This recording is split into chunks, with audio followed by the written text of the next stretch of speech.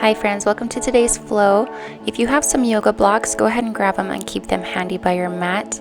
We're going to start on our backs today, and today's class is going to focus on core activation and core strengthening, and then using that core in a little balance flow.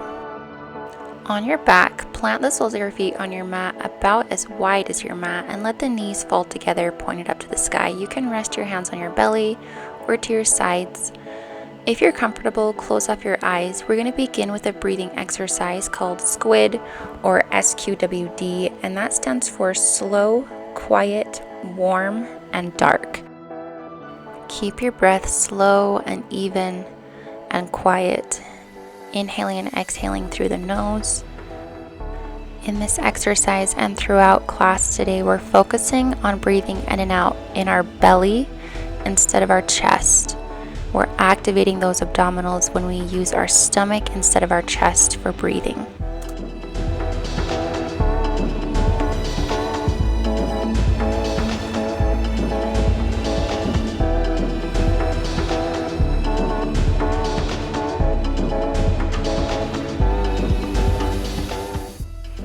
Gently open your eyes and stretch out your arms and legs, taking a big stretch like you're waking up in the morning.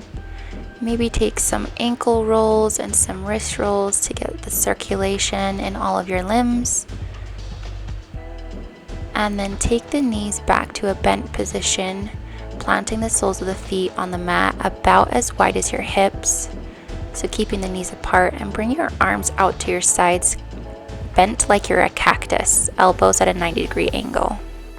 In this position, inhale into your belly. As you exhale, bring the left knee to right hand to meet in the center, pushing against each other, and then inhale back to the starting position. Exhale as you take the opposite, left hand to right knee, exhaling fully, and then inhale back to start.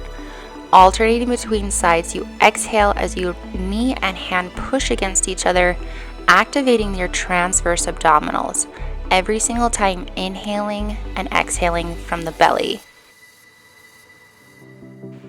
The more slow you can take this and deeply you can breathe, the more you will activate those abdominal muscles and make that connection inside your core.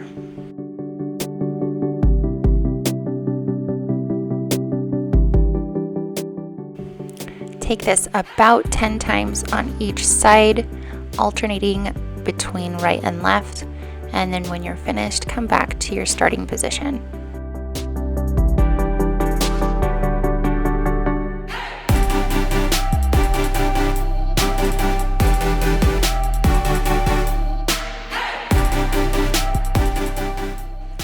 When you're finished, bring the knees in to tuck towards your chest and plant your hands on the mat to your sides of your hips for stability. Inhale here, and as you exhale, lift the low back off the floor as you squeeze the knees into your chest, using that exhale and your abdominals to lift the bum off the mat, and using your arms for stability on the sides, inhaling and then exhaling as you lift up off the floor. Take this 10 to 12 times. You should feel this in your upper abdominals right around your rib cage, as you use your abs and your breath to lift the bum off the mat and squeeze in tight on that exhale. When you finished your reps, squeeze the knees into the chest, relaxing your abdominals and using your arms to curl up into a little ball here. And then using momentum, rocking back and forth on the spine, we're going to make our way up to the top of the mat. So take this 3 or 4 times, rolling back and forth until you have the momentum to bring the weight forward onto your feet, and then maybe all the way over into a forward fold at the top of the mat. In your forward fold, take a deep bend in the knees, wiggle back and forth in the hips as you let your torso and head hang heavy, just moving and doing what feels good here. Inhale to maybe a flat back, hands on the knees, and exhale to fold back down. Alternate bending and straightening the legs to feel that stretch in the hamstrings and start to open up. And into the knees enough to plant your hands, and then step back to a high plank position. Make sure your shoulders are over your wrists, hands about shoulder width apart, Nice long straight line from your heels to your head. Slowly lower the knees to the mat, and then using the triceps, lower the chest and pelvis to the floor as slowly as you can. When your belly reaches the mat, untuck the toes and push up into a little baby cobra here, trying to use the back muscles as opposed to pushing up with the hands, and then come via the knees into your downward facing dog. Pedal out the feet and wiggle out anything that might need some extra attention here before settling into your downward facing dog. As a reminder, you can always keep a bend in the knees as you reach the heels towards the mat to help keep your spine nice and long. On an inhale, start to walk the feet up towards the hands. You can keep the knees bent before exhaling as you arrive in your forward fold.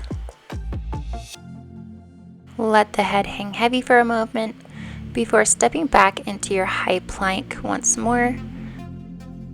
This time seeing if you can slowly lower belly to the mat, maintaining this plank position. If not, you can always lower the knees first, lowering slowly as you can to the belly, and maybe seeing if you can increase this cobra pose this time, pushing up a bit further, more of a back bend before coming into your downward facing dog, taking the bum high.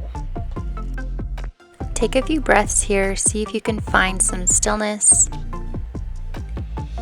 And then on your next inhale, slowly walk the feet up towards your hands. Exhaling as you arrive in your forward fold. Inhale to a flat back, bringing hands to your knees. And exhale to fold back down. Taking our vinyasa one more time. Inhale as you step back to high plank. Exhale as you slowly lower through chaturanga. As slowly as you can, working those triceps. Inhale to an upward facing dog or a cobra pose here, your choice, and exhale to downward facing dog.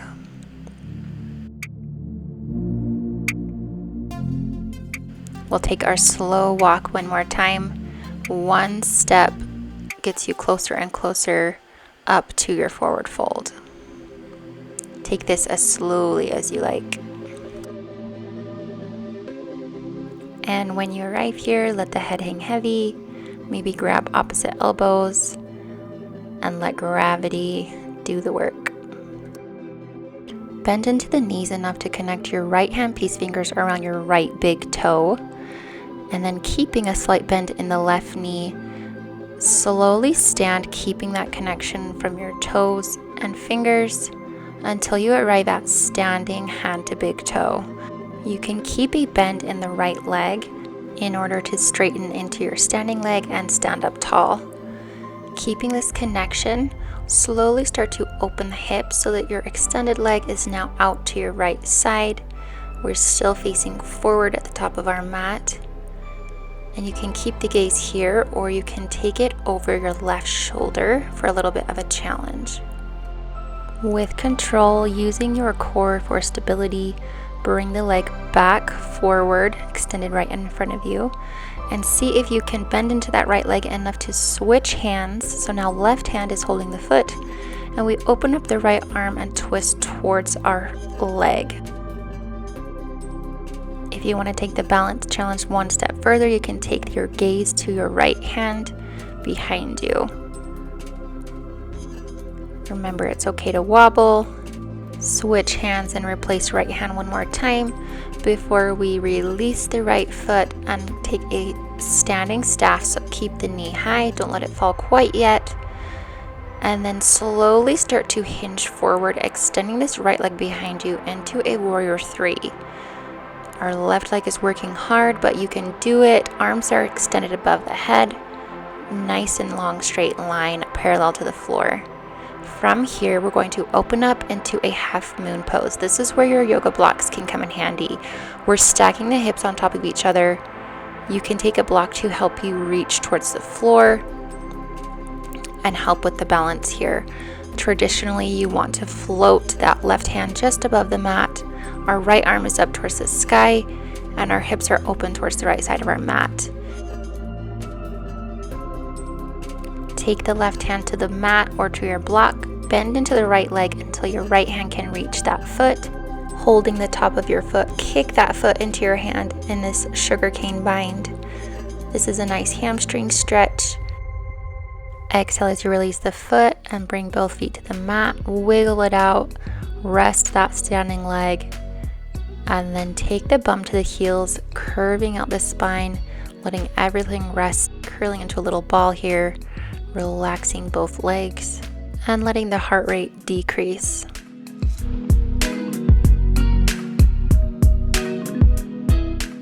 When you're ready, come back to your forward fold, straightening out the legs. This time connecting the peace fingers of your left hand to your left big toe. Your right hand can come to your hip, and then bend into the knees as you slowly stand, keeping that connection and coming up to hand to big toe. Keeping the bend in that knee if you need to, trying to stand as tall as possible, using that core for strength and stability. Slowly open the left leg out to the side, opening up the hips, and then maybe taking the gaze over your right shoulder. If you start to wobble, take the breath back to that stomach breathing, engaging the core with every exhale. Slowly bring the foot back forward, switching hands, and opening up as we twist towards our left leg. Maybe challenging yourself by taking the gaze to your left hand behind you.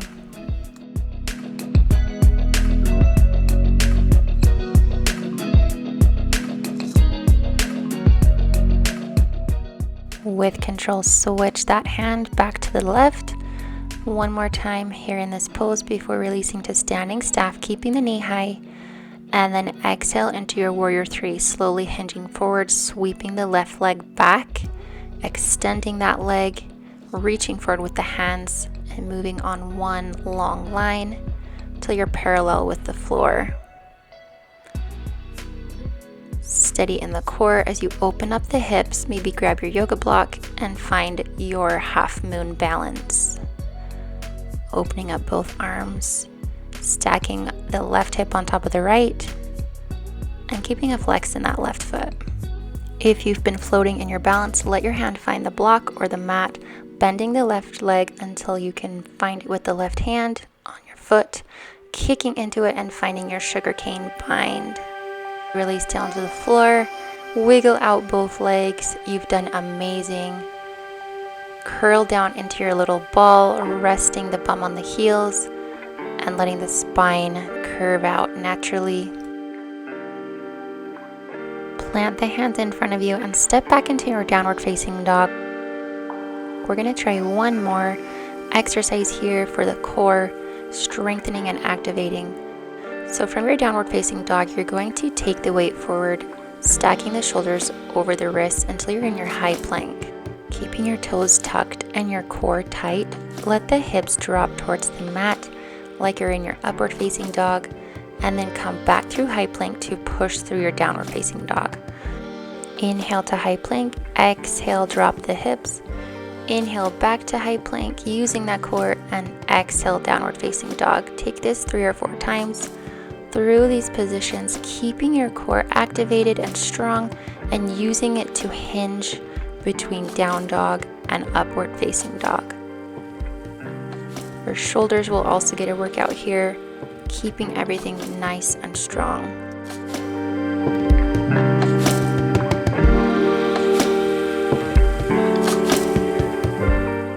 When you're ready, take the knees wide and big toes together, settle the bum back on the heels in a wide child's pose. Let everything relax, release the core, let the belly drop towards the mat. Let the breathing come back to slow, natural rhythm. Close off the eyes and rest here. You've done yourself a huge favor by strengthening your core today. It's vital not just in our yoga practice, but in our everyday life. Thank you so much for flowing with me, and I'll see you next time.